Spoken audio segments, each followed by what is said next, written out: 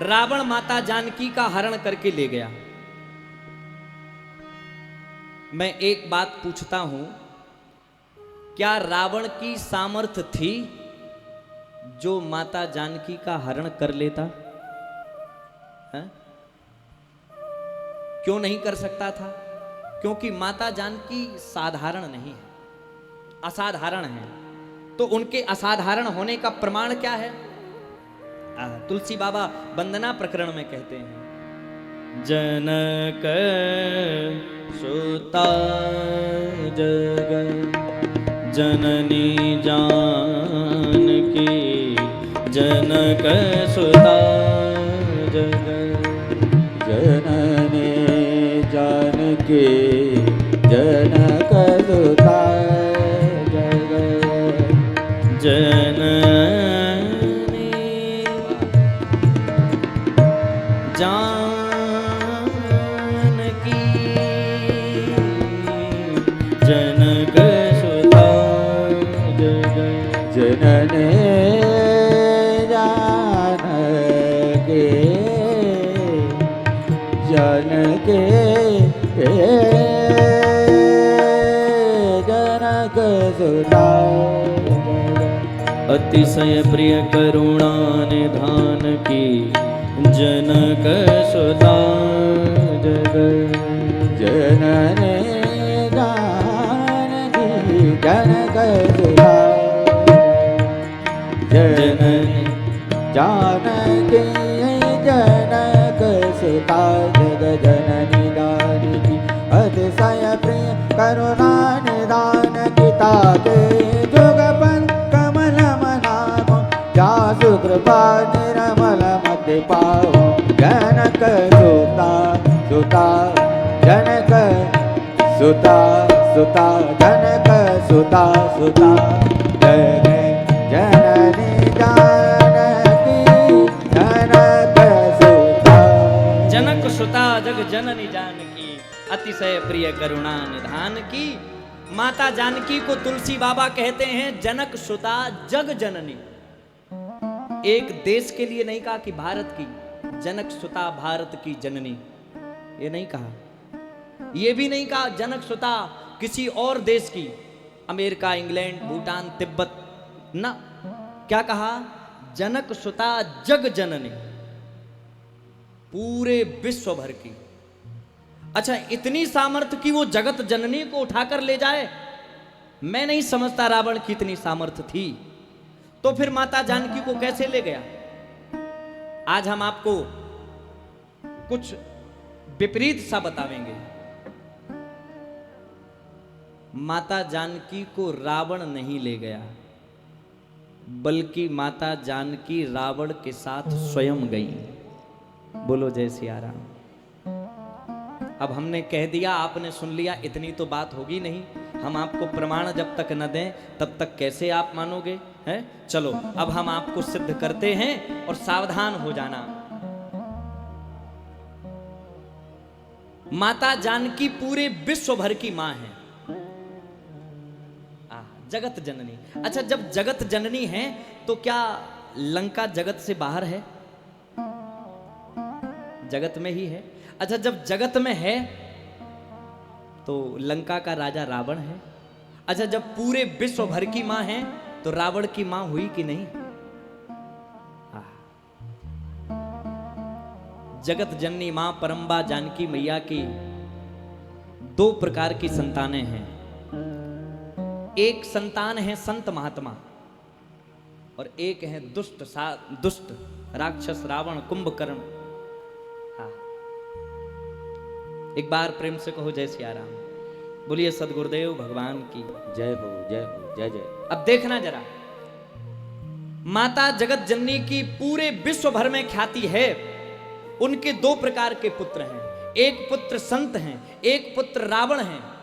अच्छा, सच बताना, जैसे हम आप माताओं से ही पूछते हैं, जैसे आपके दो बेटे हों, एक बेटा पढ़ा लिखा हो और खूब कमाई करता हो, विदेश में रहता हो, और एक बेटा घर में ही रहता हो, दिन भर पीता हो, लड़ाई झगड़ा करता हो, कभी इनसे कभी उनसे, सच बताना आपको अपने दोनों बेटों में से सबसे ज्यादा किस बेटे की चिंता होगी?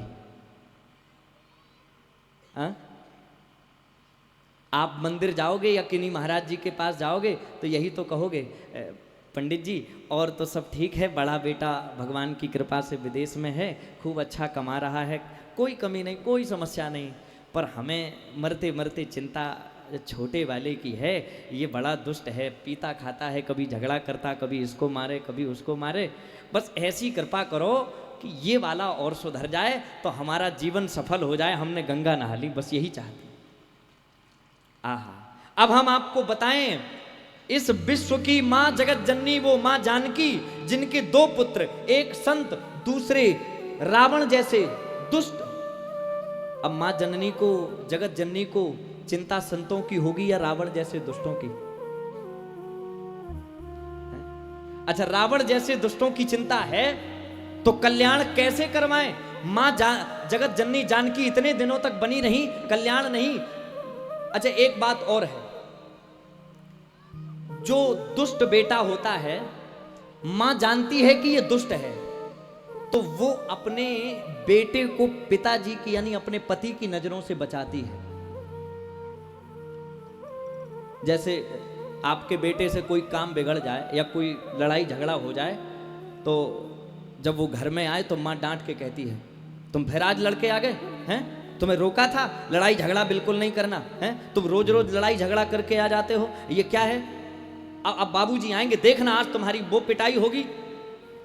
अब कहती तो जा रही है माँ, लेकिन दुख इस बात का है कि पिटाई होगी हमारे ही सामने। माँ ने कहा, सुन इधर आ, ये ले 1000 रुपए ले जा और कुछ दिन के लिए तू भोपाल या इंदौर चला जा, जब पिताजी का गुस्सा ठंडा हो जाएगा तो हम फोन कर देंगे, सो तुम आ जाना, लेकिन हाँ तब तक नहीं आना जब तक मैं ना कहूं।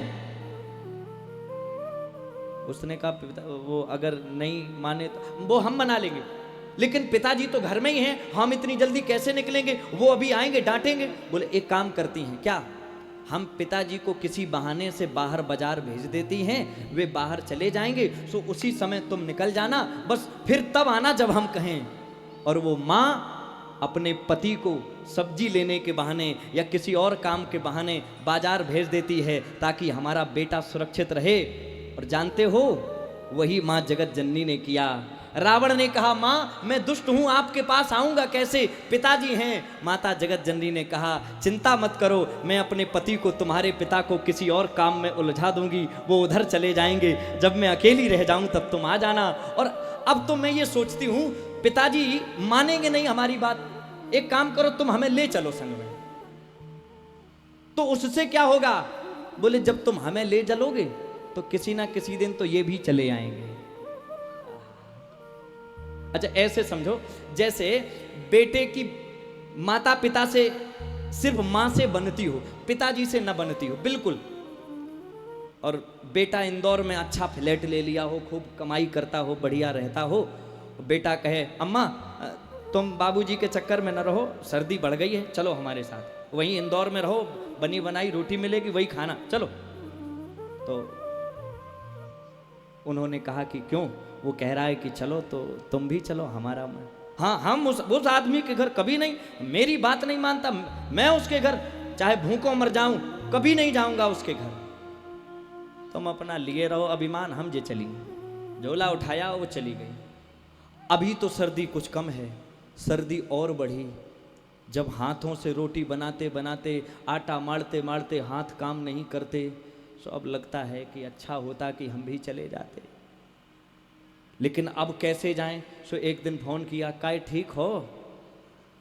हाँ ठीक तो हैं। अब तुम नहीं मानती हो, तुम इतनी जिद करके गई थी, तो फिर अब हम भी चले ही आ रहे हैं, अब क्या करें, अपना बेटा है, जांग पे अगर कुछ हो जाए तो काट थोड़ी दी जाएगी। अब ठीक है चलो हम आ रहे हैं, कह दो। आहा, बस वही माता जानकी ने कहा अब मैं रावण के साथ चली जाऊंगी, तो भले ही पिताजी कितने भी नाराज हों, लेकिन एक ना एक दिन जब इनमें लगेगी कि अब हम असमर्थ हो गए हैं, अब हमसे कुछ नहीं होता, तो फिर एक ना एक दिन ये चले आएंगे। और जिस दिन चले आएंगे राम जी पिता रूप में, उसी दिन रावण जैसे पुत्र का भी उद्धार हो जाएगा। यही माता जगत जननी के वहां तक जाने का कारण है। माँ जगत जननी कहती हैं मेरा और कोई हेतु नहीं, और इसलिए मेरा दायित्व है जनक सुता जग जननी जानकी का ताज मिला है, और उस ताज की लाज रखना मेरी जिम्मेवारी है कि अगर मैं माँ बनी हूं तो एक भी पुत्र ऐसा न बचे जिसका कल्याण ना हो। और यही इसी कारण माँ जगत जननी ने कहा कि अब तो मैं रावण के घर जाऊंगी, आपको जब लगे तब आ जाना। रावण ने हरण किया, माँ भगवती चली, राम जी ने मारीच को मारा। अच्छा, ये जितनी कथा हुई है, सुनहु प्रियाबित रुचिर सुशीला, मैं कछु करव ललित नर लीला, तुम पावक मह करऊ निवासा, जौ लग करहु निशाचर नासा। ये जितनी लीला है, अच्छा ऐसा भी नहीं है, एक बात और, जैसे घर में बेटा कुछ दुष्टता करे और माँ कितना भी छुपाए, ऐसा नहीं है कि पिताजी जानते ना हो। घर में पता सब होता है, लेकिन सोचते हैं कि चलो वो मर्यादा कर रहा है तो हम भी क्यों। पिताजी को पता है कि वो खूब सिगरेट पीता है, लेकिन वो हमारे सामने नहीं पीता तो बचो। राम जी जानते हैं कि ये सब लीला मुझे पता है, लेकिन अगर रावण मेरी मर्यादा कर रहा है कि प्रभु आप चले जाओ तब हम आएंगे, तो फिर हमारा भी कर्तव्य है कि हम मर्यादा करें, है? और यही भगवान के स्वभाव की अनंतता है कि जिसमें सरकार अपनी हर एक वस्तु को, जो जानते हुए भी मौन हैं, जिनकी लीला अनंत है फिर भी वो अंत तक मौन रहे। अभी से लेकर, जन्म से लेकर के जब तक भगवान धराधाम छोड़कर नहीं गए, तब तक क्या क्या होना है सरकार सब जानते हैं। उन्हें अपने अंत तक की अनंत लीला का, एक एक लीला का अनुभव है, इसके बाद भी मौन है। और जो अपनी अनंत लीला को जानने के बाद भी मौन है, वही लीलाधारी अनंत रूपधारी है, वही लीलाधारी अनंत नामधारी है, और वही लीलाधारी अनंत कथा का श्रावक है, अनंत कथा का प्रवाहक है। इसीलिए श्री तुलसीदास जी महाराज कहते हैं हरि अनंत हरि कथा अनंत, हरि अनंत हरे कथा अनंता, हरे अनंत कथा अनंत,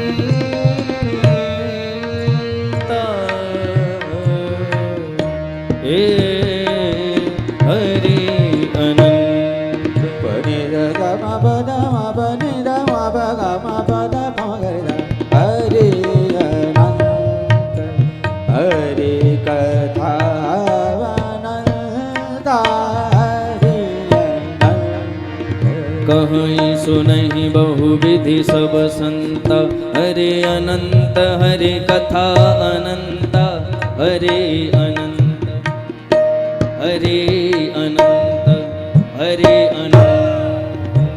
कहीं सुनई बहुवेद सब संता, हरि अनंत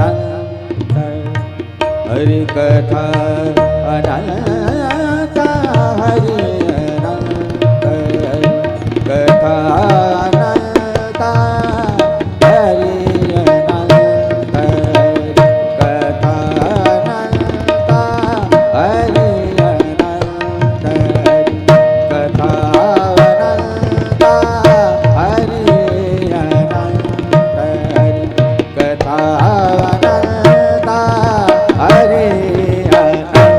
हरि अनंत हरि कथा अनंता, कहीं सुनहि बहुविधि सब संता। प्रणाम है श्री तुलसीदास जी महाराज को।